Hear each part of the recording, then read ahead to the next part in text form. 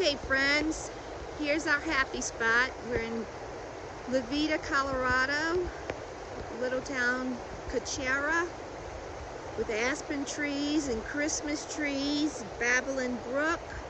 Lexi's running around happy, exploring.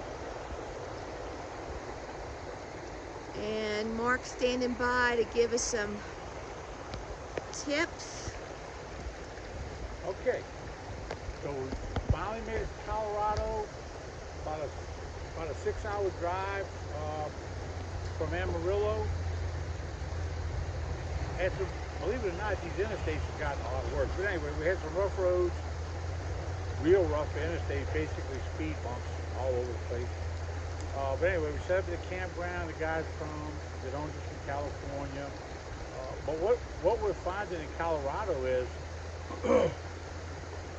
campgrounds galore. You got 30 amp, power, 30 amp power poles.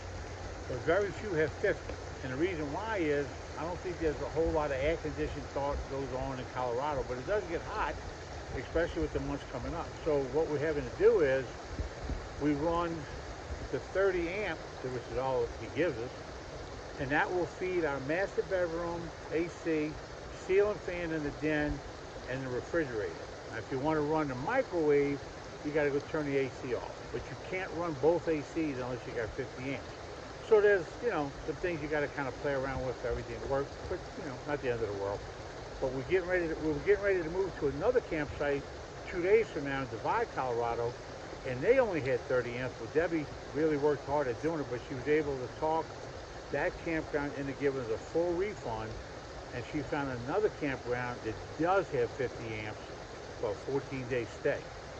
Now, the other part of that, back in Louisiana, if it's an individually owned campground, you can stay there 6 months if that's what you want to do.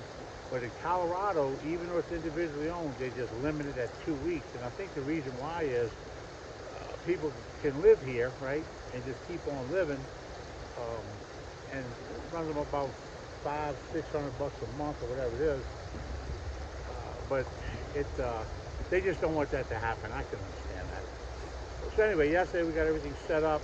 Now the other thing I realized too, just for you diesel people, I never had a diesel in my life. Didn't pay no attention to diesel.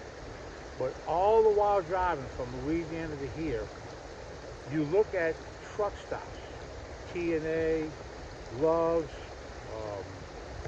the whole gamut. And their diesel, let's just pick a number, 232 to 240 per gallon.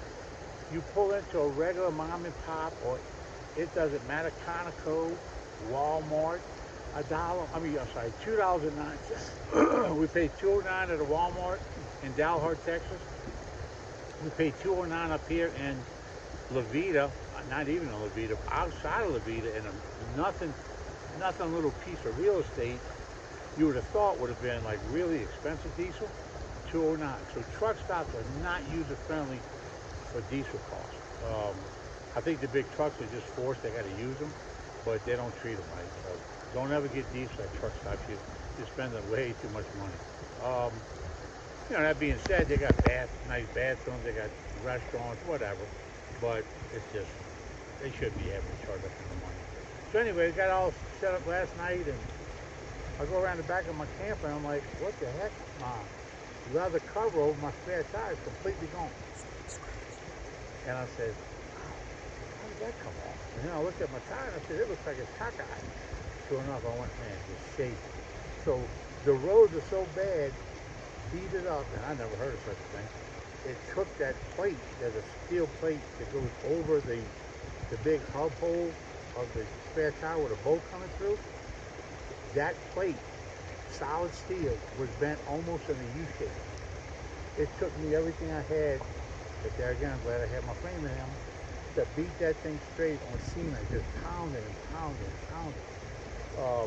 So anyway, put that back on, tighten it all up. The roads are just horrible. The guy next to me, he got an ash cream. He said one time he ripped his whole black tank off from underneath it, and some other stuff he was telling me. I'm like, my goodness, he did some damage. So anyway, so we got that back together. So we're good on that. Now where we're going at It just hit like today or yesterday, 0 fires. You can use charcoal temporarily, but she said probably in a few days that'll go away too. So basically, I got to cook on um, propane, which that's not my cup of tea. But you know what? There's nothing I can do. So propane it is. But I really believe out west the days, and I can't blame them because the fires out here are horrible. Matter of fact, they just had one out towards where we're going. But uh, the fires out west, Wyoming, Colorado, Utah, Idaho.